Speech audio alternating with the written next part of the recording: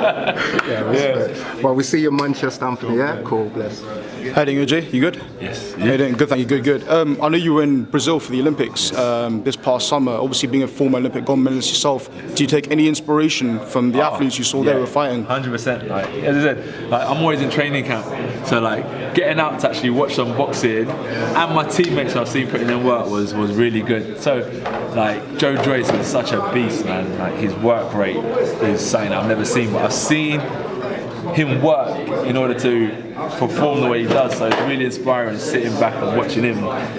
You know, all the work that he's putting in the gym and watching him produce it in the Olympics was really inspiring for me.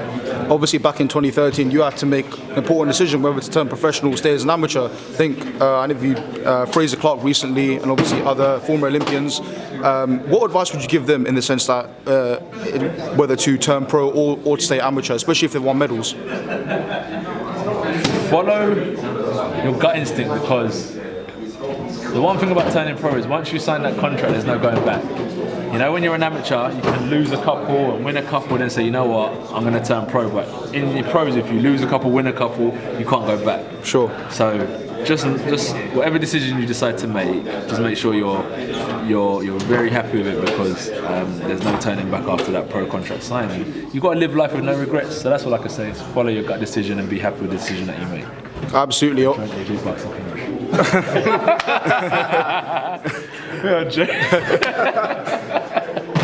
Obviously, last fight was against Dominic Brazil back in June.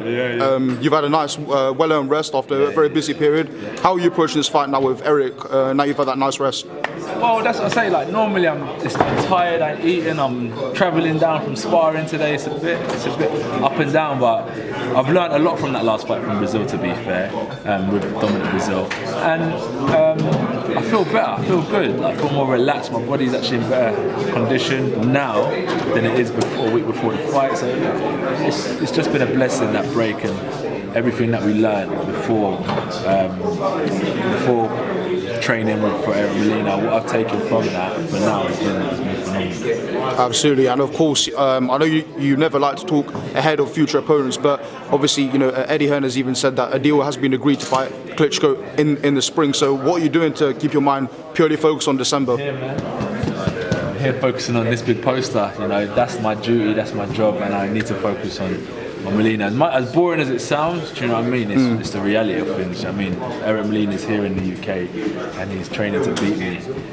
So yeah, I have to focus on that. Sorry, and also, what's your overall opinion on the undercard? Obviously, you've got White Chisora, Luis Ortiz as well. 3 heavyweights. Yeah. Which is really good, I think, to get like 3, and they're not just any heavyweights. Do you know what I mean? As people like to claim is like, what do they call them? Binman and tomato cans. these are good heavyweights. Then you've got Frank Buglioni, who's a former Olympian, former GB representative. Scott Quigg, who's a world title, who's a former world title champion. Yeah, super bantamweight. Kaya competing for a world title. Yep. Katie Taylor. Defending.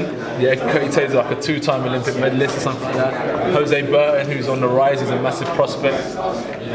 Yeah, man. So it's a good night of boxing, if you ask me. So yeah, for me, just stay tuned. I think if you like boxing, it's a good night of boxing. Absolutely. Anthony, thank you so much for your time. I wish you all the best for your fight in December. Thank you, boss. Thank you.